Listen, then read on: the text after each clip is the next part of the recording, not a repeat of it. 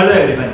So Supreme Court yesterday has passed a very significant judgment, a judgment which will curb the power of governors with respect to their veto power in all states in India, and we'll also be seeing that how this judgment will act as a harmonizer between governors and state government in India. So to begin with, as you can see, all newspapers, they have covered this news that Supreme Court, it has slammed the governor of Tamil Nadu, and what Supreme Court has also done is they have fixed a timeline. Within that timeline or time frame, governor has to give assent to a bill passed by State Assembly. So we'll be discussing this topic in length, in detail in this particular video. Let's begin. So you see, the law making in any democracy, right, it belongs to one particular organ of the state, that is legislature. Legislature has been vested with the power of law making, right. Now after legislature passing a law, meaning in case of center, Parliament of India, in case of states, State Assembly. After State Assembly passing a law, the Constitution of India says that the same law then shall be, the same bill then shall be referred to governor. Only when governors give assent, a law becomes act. Till the time governor does not give assent to particular bill, the bill does not become act. So that is what the process of making law is, and hence there is a significant role given to governor as well in law making.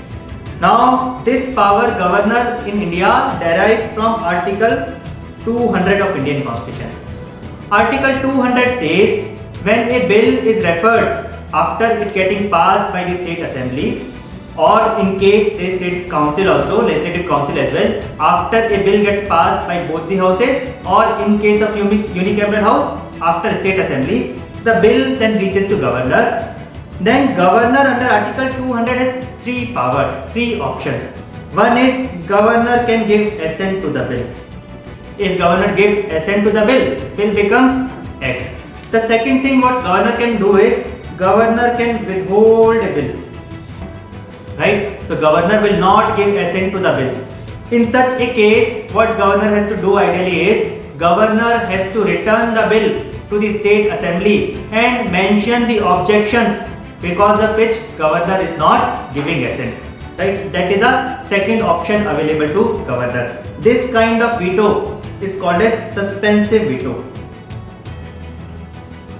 When governor returns the bill back to the State Assembly. The third option which governor has under Article 200 is that governor can reserve a particular bill for the consideration of President of India. So governor can also do, governor can reserve a bill for consideration of President of India. The thing here is for governor to choose any of these options, there is no time limit mentioned under Article 200. And hence it is expected that governor will choose any of these three options in a reasonable time. But because there is no time limit mentioned, that is a root cause of problem between some state governments and governors. So let's discuss the case of Tamil Nadu here. So in Tamil Nadu Assembly, it has passed few bills in last 2, 3, 4 years, and what governor has done is governor has reserved few of these bills, right? Or governor has withhold the assent to those bills, but governor is not returning those bills to assembly as well. Or even if he has returned the bill back to assembly, after assembly getting passed them again, governor is again not giving assent within a reasonable time. Right? So this was the problem, that bills were passed by the assembly, but governor was refusing to give assent. Now governor was neither giving assent nor returning back to the State Assembly. Right? Reason being, governor was using the loophole that there is no time limit mentioned in the Constitution of India under Article 200. And hence the state government of Tamil Nadu, it approached to Supreme Court that because of governor not giving assent to bill, the bills are not becoming act, and hence the governance of the state is getting affected.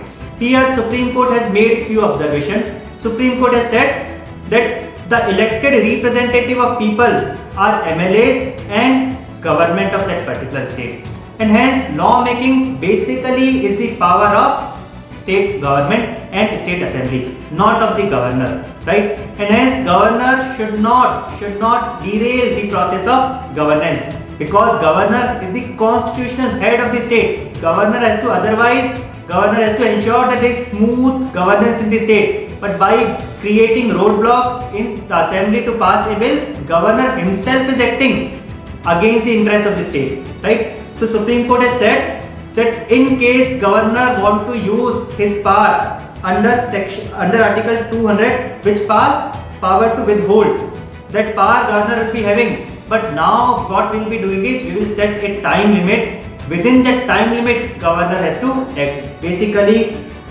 Supreme Court has taken the pocket veto power of the governor. What does pocket veto means? Pocket veto means that governor or president neither giving assent to the bill nor sending the bill back to the parliament or state assembly for reconsideration, right? That is called as pocket veto. So Supreme Court said in case of governor they don't have pocket veto. So Supreme Court has now set a timeline that when a bill is passed by state assembly and sent to governor, in case governor want to withhold a bill for a particular reason, governor has to return that bill to the state assembly within a period of 3 months, right? So not more than 3 months governor can withhold a bill. Within 3 months governor has to send the bill back to the state assembly again.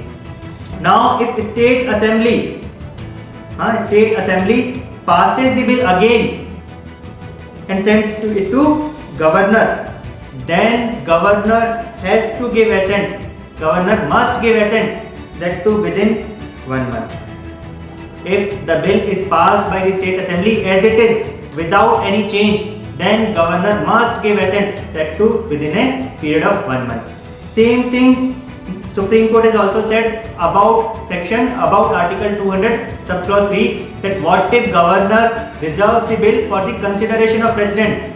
In this case also governor has only 3 months to send the bill to the President of India. Governor cannot keep the bill with himself or herself for more than 3 months. So basically Supreme Court has now set time limit constraining the power of governor. Supreme Court has taken pocket veto power from the governor, right? Now governors, they only enjoy the suspensive veto, right? So one thing in the Supreme Court judgment is setting up time limit. Setting time limit for governor to act in case of Article 200. Second major thing which Supreme Court has done in this particular judgment is Supreme Court, it has used its extraordinary powers under Article 142 of Indian Constitution. What Supreme Court has done is, Supreme Court, without governor giving assent to these 10 bills, Supreme Court has said these bills will become act even though governor has not given assent. Reason being, these bills, they are lying in front of governor, or they are lying at the table of the governor for last many years. Governor should have ideally given assent by now, because governor could not do his or her constitutional duties. Now we are using our power under Article 142 and those bills are becoming act without governor giving assent. So you see, Supreme Court has used its extraordinary power under Article 142 here. The next thing is, in many other states also, the states where the government is not of the same party as the party in center, states like Kerala, Punjab, these states also have filed similar nature cases in Supreme Court. This judgment of Supreme Court will act as a precedence for further cases as well, right? So I hope it is clear that what is the tussle between governor and state governments in many states, especially the states which are ruled by opposition parties. So states like Tamil Nadu, Kerala and Punjab, right, or West Bengal as well. Now this judgment, it will act as a precedence. So I hope this topic is clear. This issue is very important from exam point of view because it comes under the topic federalism in polity. Federalism means the nature of government or the nature of polity where there are two or more level of government and power is divided between those two organs. Now in case of India, central government, they get a chance to interfere in the functioning of state using the office of governor. That is a major tussle between center and state, right? So this judgment will act or will smoothen the process or relations between center and states as well. So this and hence this judgment is very significant. I hope this topic is clear to you all. Thank you so much for watching this video.